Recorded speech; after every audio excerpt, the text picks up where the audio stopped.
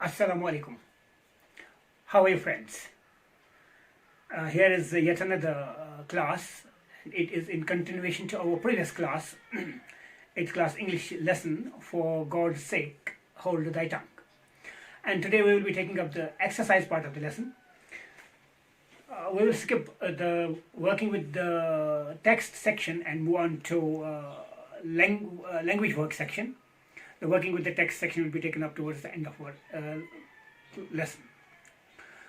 Friends, in the previous lesson we discussed phrasal verbs to some extent with a passing reference to compound words. Today we will be discussing these compound words in some detail, and then we will move on to complex words and discuss them in little more detail. A question may arise that if we are talking about these compound words and complex words, then are there any other types of words as well? Yes, of course. Words are many types, and these types can in turn be divided into different categories on the basis of the language aspects. For example, we are all familiar with the parts of speech. These are actually the 8 types of words based on grammar. Or we can say these are the grammatical word types or grammatical word classes. Similarly, on the basis of structure, words may have types. Actually, we have 3 of them, 3 types of words based on their structure. These are simple words, compound words, and complex words. Let's have a look at these simple words. We have some words here: book, house, play, love, on, parrot. We may have beauty as well.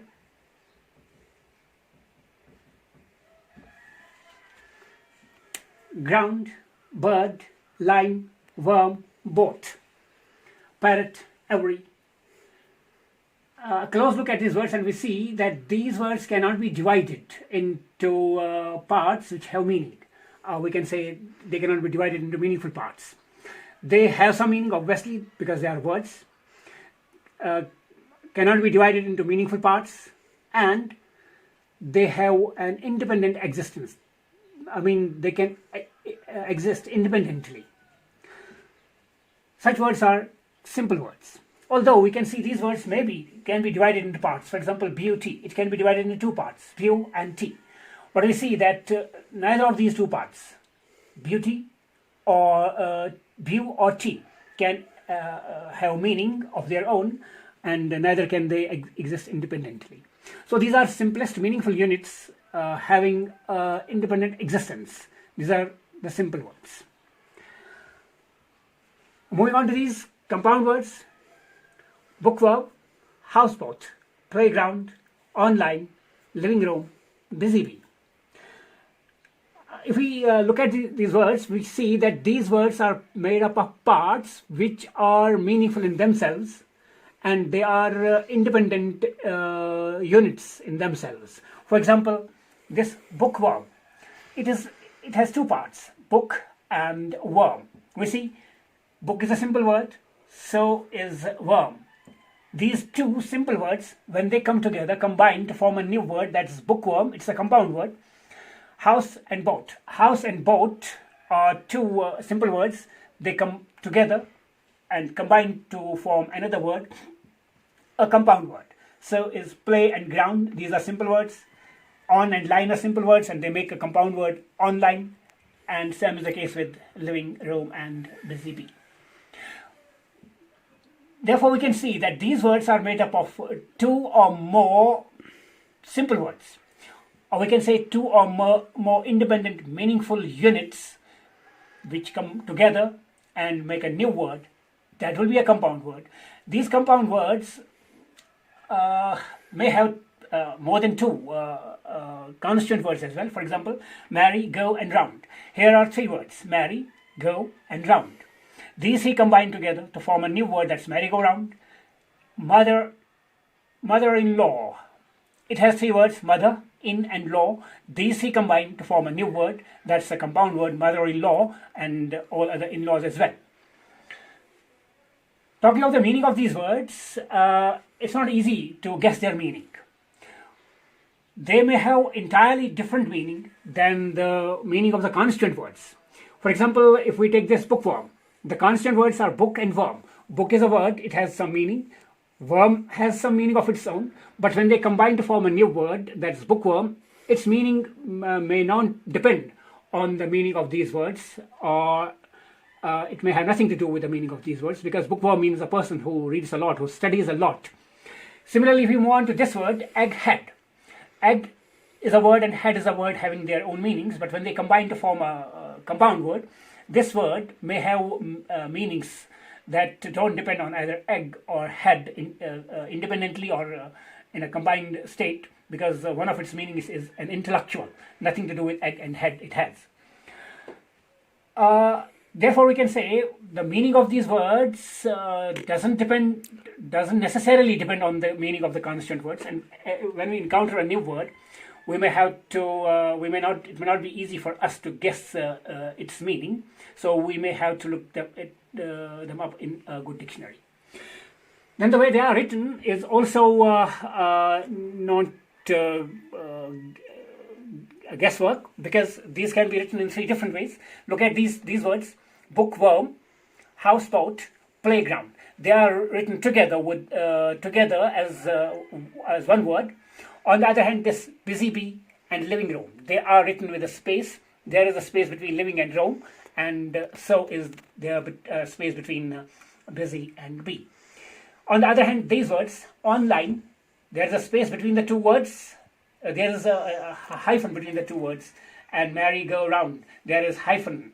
There are hyphens between the words, and also in mother-in-law or commander-in-chief also there are hyphens between the words. So the meaning of these words and the way they are written cannot be guessed, but they may have to be looked up in a dictionary for these things. Then we move on to the complex words, and today's man folks will be on these complex words.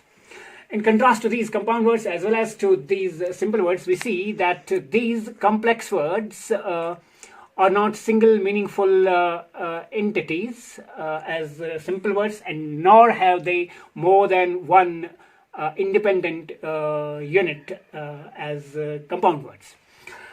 These have 2 or more meaningful units. For example, untouched. This word has two parts. First part is the un, and the other is touched. Touched is a simple word in itself, but un is not a word in itself. This touched has meaning. It is simple, and it is an independent entity. On the other hand, although this un has meaning, but it cannot exist independently. It depends on the other part for its meaning. Same is the case with this unspoken. Un and is the meaningful dependent part, while as spoken is the independent part. In novelist, novel is the independent part, and this ist is the dependent part. Same is the case with all these other words. These words are made up of one, or later on we can see more than one meaningful independent units, and attached to that one or more meaningful but dependent parts. These such words are called complex words. So a complex word is a word which has a meaningful part that's independent, and attached to it is a meaningful part that is dependent. The dependent meaningful part, as we can see here, this un at the beginning of the word and this ist at the end of the word, and here the ly, these are called affixes. So a complex word is formed when an affix is added to a word, maybe a simple word as well as to some compound word. When affixes are added, we get complex words. If we see here we have a word backbiter. It has been taken from backbiting. Backbiting by itself is a compound word, and when we add the suffix er to the affix er to it, it becomes backbiter. So this word is a complex word, although backbiting by itself is a compound word, but then compound words are also complex words. You can see this from this branching. The branching of compound words comes out from the complex words here. So the overall impact of this word is that it is a complex word. Now, complex words are formed by affixation. We affix some part to a word. The affix is a letter or a group of letters that is added to a word to make a new word. And the function of these affixes is to change the meaning of the word, to change the word class of the word, to make opposites or to make diminutives from the words that they are added to. These affixes are in fact of two types, prefix and suffix. You can see here in this word we have added the un part to these words, and these are added to the beginning of these words. The affix that is added to the beginning of the words is called prefix, whereas in these words the ist and the parts are added at the end of the words, or this ly, they are added to the ends of the words, and the affix that is added to the end of the words, that's called suffix. There is yet another type of an affix, that is infix. Infixes are inserted into the words. For example, if we have cup full, if we have to make it plural, it becomes cups full. The plural inflection s is added, is inserted into the word, but we will not discuss these infixes here that much. So these are the three types of words: the simple words, which are single meaningful entities that can exist independently. Compound words are made up of two or more independent meaningful entities, and complex words are those words which have an affix added to the existing word, to the meaningful entity. We can add two or more affixes to a word. For example, look at this word, unlawfulness. The actual word is law. We have added three affixes to it. We have added two suffixes, full and ness, and a prefix, un. First of all, full is added to law, it becomes lawful. It becomes lawful. Then ness is added to it, it becomes lawfulness. And then the prefix un is added to it, and it becomes unlawfulness. Or we can first add this prefix and then add the suffixes. So a complex word may have one or more affixes, it can have one or more suffixes, it can have one or more prefixes, it can have one or more suffixes plus one or more prefixes added to it.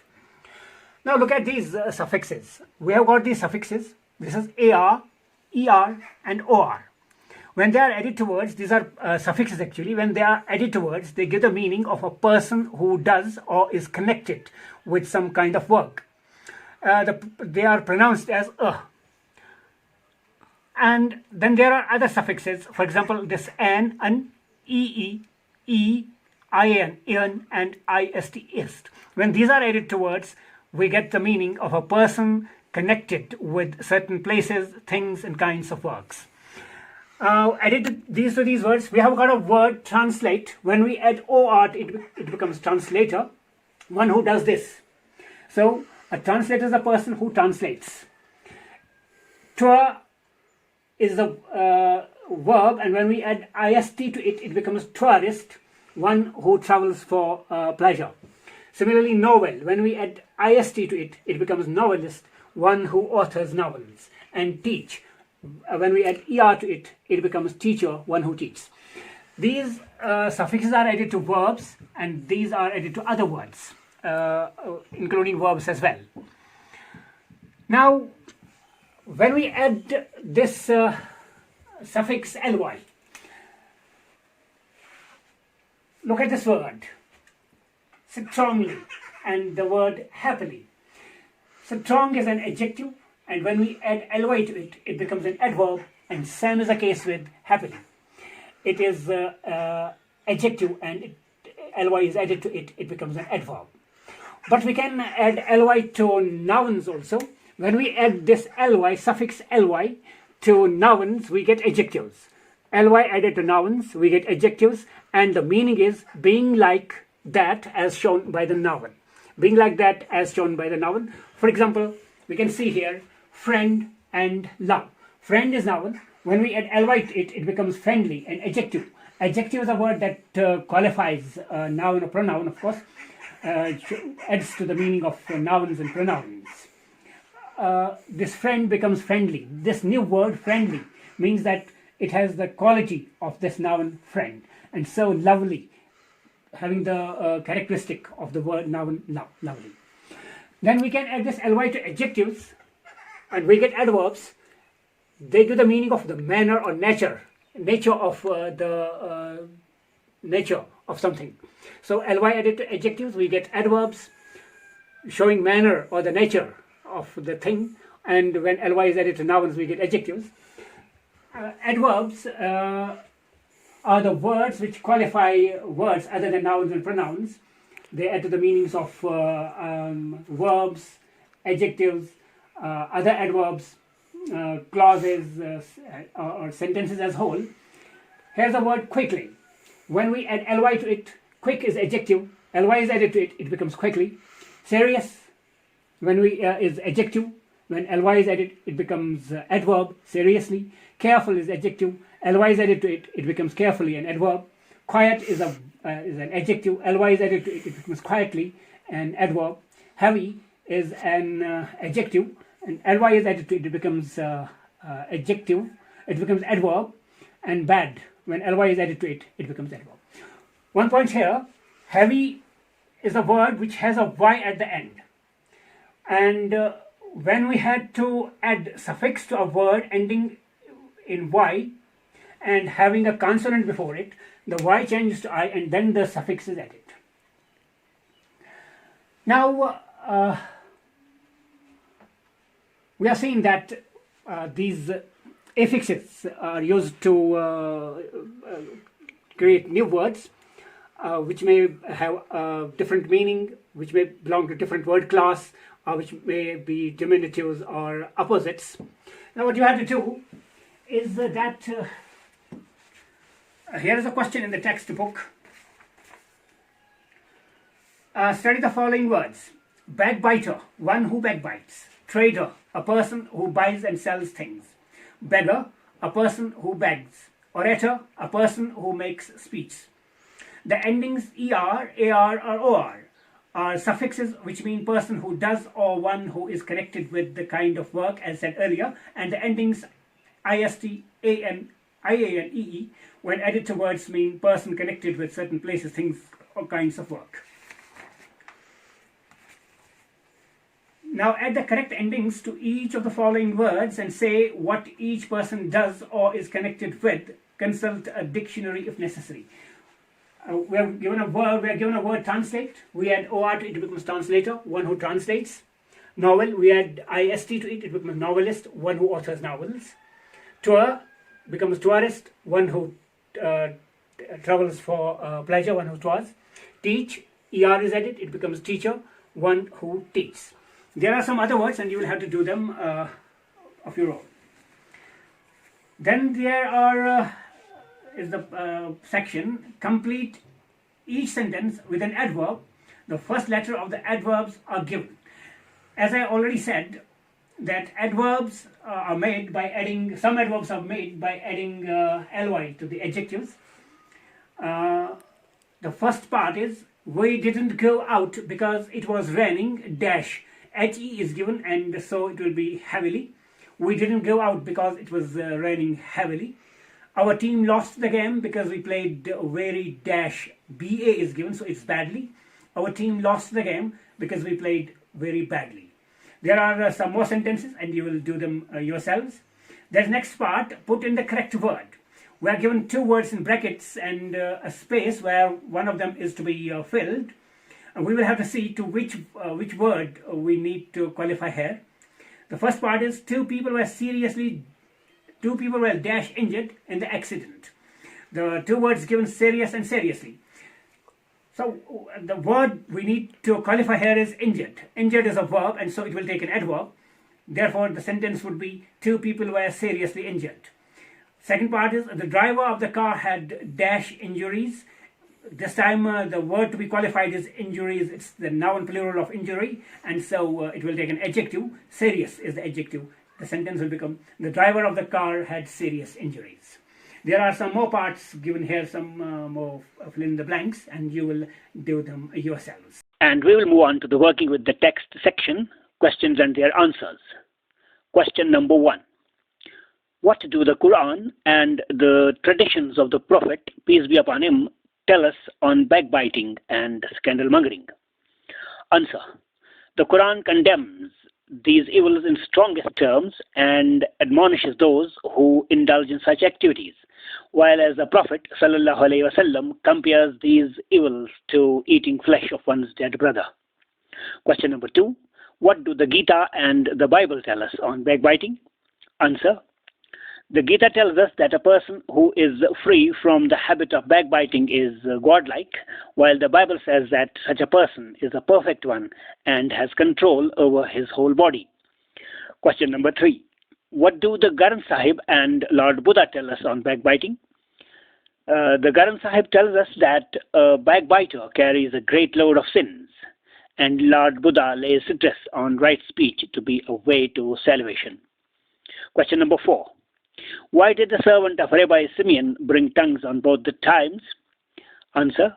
The servant brought tongues on both the times to make the point that tongue can be the best or the worst thing depending on how it is used. Question number 5. Why did the Rabbi Simeon invite his disciples for a meal? Answer. Rabbi Simeon invited his disciples for a meal to teach them the value of soft tongue. Question number 6. What, according to you, is the moral of the lesson? The moral of the lesson is that we should neither speak ill of others nor belittle one's character. And question number 7. How does our tongue do good or bad to others? Our tongue can do good by pleasing people and by making them happy. On the other hand, it can do bad by hurting and offending people. That is all from the lesson. We will be back with another lesson soon. Till then, stay indoors, stay healthy. Goodbye and Khuda Hafiz.